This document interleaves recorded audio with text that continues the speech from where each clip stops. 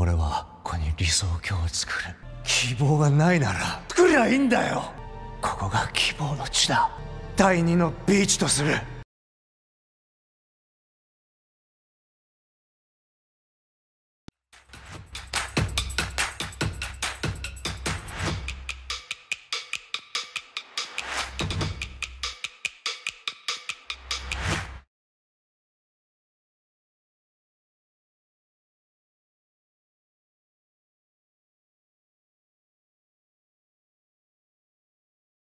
Di awal film kita dilihatkan Yuzuha sedang membangunkan Arisu dan mereka berkata akan mencari informasi yang berguna bagaimana caranya untuk keluar dari permainan kematian ini.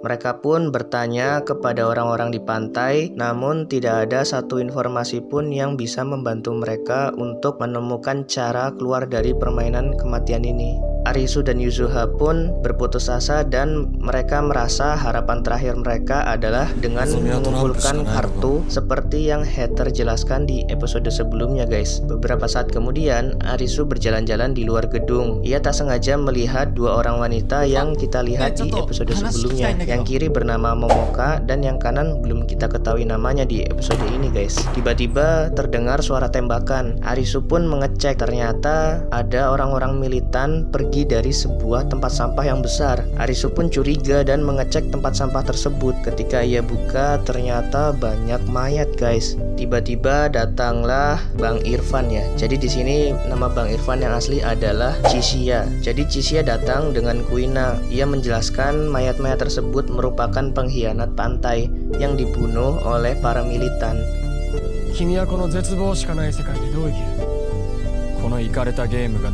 Mereka pun saling berbicara. Di sini Chishia menanyakan pendapat Arisu mengenai permainan kematian ini. Di sini Arisu berkata bahwa ia sebenarnya berharap untuk selamat bersama dengan Karube dan Chota. Mendengar itu, Chishia dan Kuina merasa bahwa itu adalah mimpi yang sangat mustahil. Di sini Chishia mengajak Arisu untuk kerjasama. Chishia pun berkata bahwa Heather itu sedang berusaha mengendalikan para militan, tetapi para militan itu nggak mau dipimpin sama Heather, maunya sama Aguni. Jadi akan ada waktunya militan akan memberontak dan berkuasa di pantai. Nah, Chishia itu nggak mau kalau militan yang berkuasa karena orang-orang militan itu terkenal bodohnya guys, hanya mengandalkan otot dan kekuatan saja. Di sini Chishia pun mengungkapkan rencananya, yaitu untuk mencuri semua kartu dan meninggalkan pantai. Kita pun dilihatkan Heather sedang berangkat menuju ke tempat permainan karena ia ingin memperpanjang visa. Di saat yang sama, Arisu berkata kepada Yuzuha tentang rencana yang diajak oleh Chishia. Beberapa saat kemudian, Heather mencapai tempat permainan di Kabukicho. Ternyata di sana ada orang yang mengikuti Heather guys. Siapakah dia? Beberapa saat kemudian kita dilihatkan Abiat berlari menuju ke ruangannya si Baan.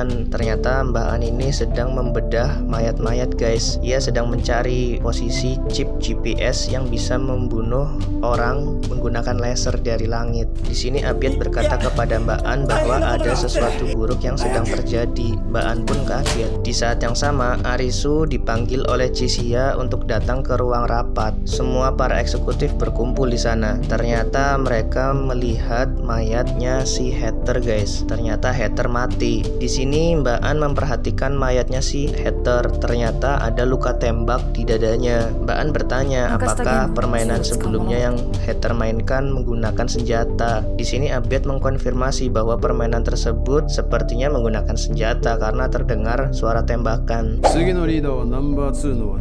Tetapi di sini anak buahnya Aguni bernama Niragi tidak setuju dengan perkataan Pak Slamet. Menurut Niragi, seharusnya pantai dipimpin oleh orang yang terkuat di situ, yaitu Aguni. Kemudian Niragi berusaha mencari suara dari para pejabat di situ, siapa yang mau Aguni menjadi pemimpin selanjutnya. Tetapi tidak ada satupun yang mau guys. Kemudian Niragi menyuruh si botak untuk mengancam Mbak An. Mbak An pun akhirnya setuju. Kemudian satu persatu para pejabat di sini dipaksa untuk setuju guys.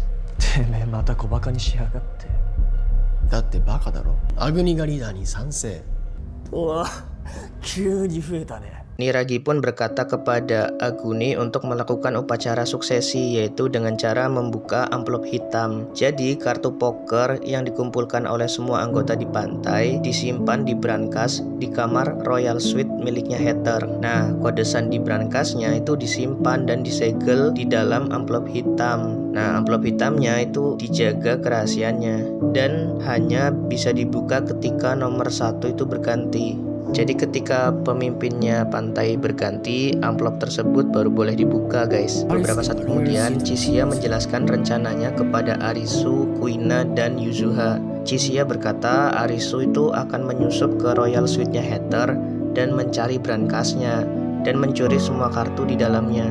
Arisu pun berkata apakah Chisiya tahu kode aksesnya.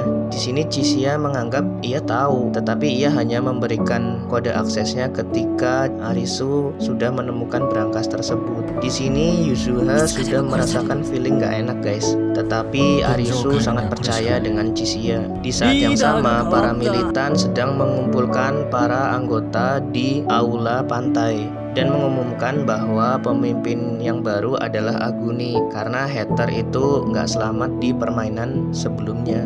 Ketika Aguni sedang berpidato, di situ Chisiya melaporkan kepada Yuzuha dan Arisu bahwa inilah saatnya untuk menyusup ke ruangan Royal Suite-nya si Heather. Ketika Aguni sedang berpidato, Arisu akhirnya berhasil menemukan brankas tersebut. Arisu pun bertanya kepada Chisiya apakah ia melihat isi surat tersebut. Chisiya pun memberikan kode akses brankas tersebut, yaitu 8022. Jadi guys, cincin bos yang digunakan oleh Heather, kata-kata bos itu kalau kita baca yaitu 8022. Arisu pun mencoba memasukkan kode tersebut, tetapi brankasnya tidak mau terbuka, guys. Tiba-tiba datanglah para militan. Ternyata Chisiya menjebak Arisu di sini, guys. Wah, kebangetan memang. Yuzuha pun juga ditangkap di sini. Saat Niragi memukul Arisu, di sini Aguni lihat ke suatu arah, guys. Nah, Chisiya penasaran apa yang dilihat oleh Aguni. Ternyata adalah lukisan rusa, guys. Kemudian Arisu pun dibawa ke suatu ruangan dengan keadaan terikat. Di sini Niragi mendapatkan info bahwa visanya si Arisu akan berakhir besok. Jadi Niragi akan menunggu Arisu mati sendiri oleh laser.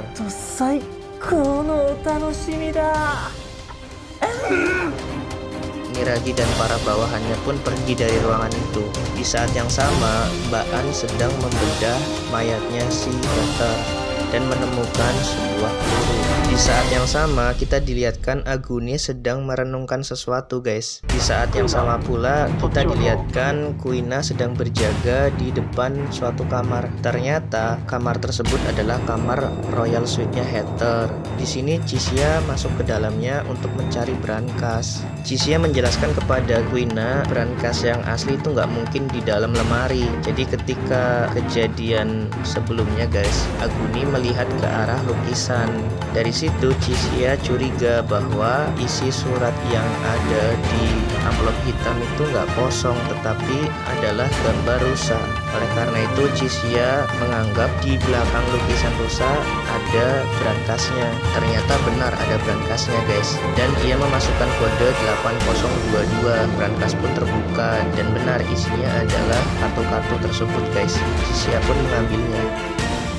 Di saat yang sama kita dilihatkan Yuzuha sedang akan diperkosa oleh Niragi. Bagi yang gak kuat jangan ingat ya, guys. Saat Niragi sedang mencicipi tubuhnya Yuzuha menggigit lidahnya Niragi, guys. Mampus. Niragi pun memukul Yuzuha. Di saat yang sama tiba-tiba lampu di gedung pantai tersebut mati kemudian menyala kembali, guys. Di tempat lain Chisiya dan Kuina bertemu. Di sini Kuina merasa kasihan kepada Arisu karena telah dijebak oleh Chisiya. Tetapi bagi Chisiya itu adalah hal yang pantas karena ia pun ingin bertahan hidup. Kemudian ketika Chisiya akan keluar gedung, tiba-tiba ia merasa ada sesuatu yang aneh. Ternyata, guys, gedung pantai sudah dikelilingi oleh laser. Kemudian ini sebuah pengumuman.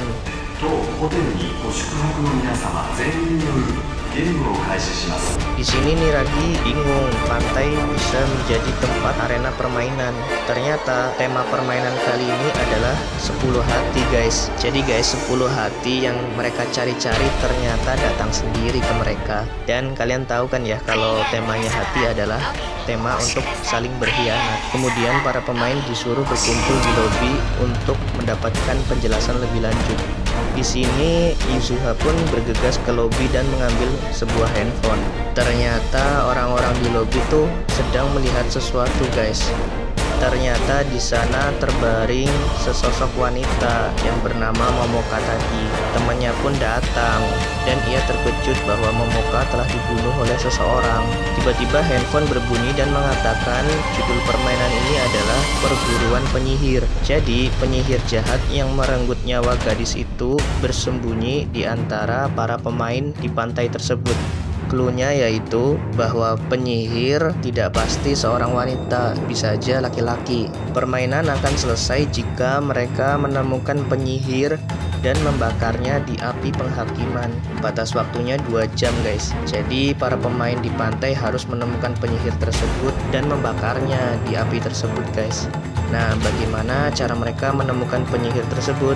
Film pun selesai. Oke guys, episode ke-6 telah selesai. Bagaimana kelanjutan petualangan Arisu dan kawan-kawan? Dan siapakah penyihir yang membunuh Momoka di aula tersebut? Tonton terus di ruang film karena Mimin akan mengupload secepatnya ya guys. See you next time.